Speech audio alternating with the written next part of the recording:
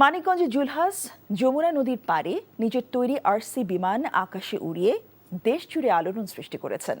তাকে নিয়ে এখন গর্বিত এলাকাবাসী। নানা শ্রেণী পেশার মানুষ তার প্রশংসার পাশাপাশি তার বাড়িতে এসে তাকে অভিনন্দন জানাচ্ছেন। এখন মানিকগঞ্জ থেকে আহমেদ সাব্বির সোহেলের পাঠানো রিপোর্ট।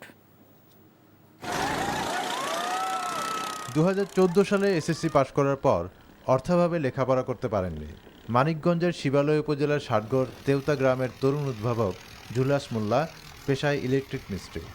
তবে সীমাবদ্ধতাকে জয় করে নিজ উদ্যোগে একটি আরসি বিমান তৈরি করে তাতে আকাশে উড়ে তাক লাগিয়ে দিয়েছেন সবাইকে।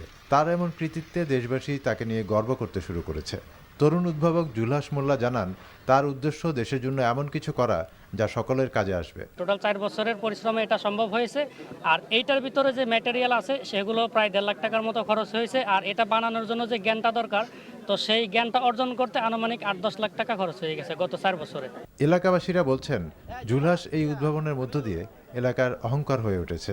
আমি জীবন এটা দেখিনি, নতুন দেখলাম, আমি তাজ্জব হয়েছি এই ছেলের মেয়েরা দেখে। শুনলাম একটা ছেলে প্লেন বানাইছে, দেখার জন্য শত কাম ফালাইতে আমি এখানে চলে আসছি। জেলা প্রশাসক বলেন, জুলহাসের গবেষণার কাজে সরকার সহযোগিতা করবে।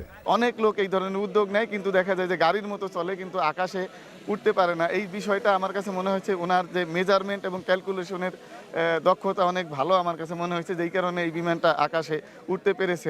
গত 4 মার্চ জুলহাস যমুনা নদীর পাড়ে রানওয়ের মাধ্যমে নিজের তৈরি করা আরসি বিমান নিজেই আকাশে উড্ডয়ন করায় দেশ জুড়ে আলোড়ন সৃষ্টি হয়েছে।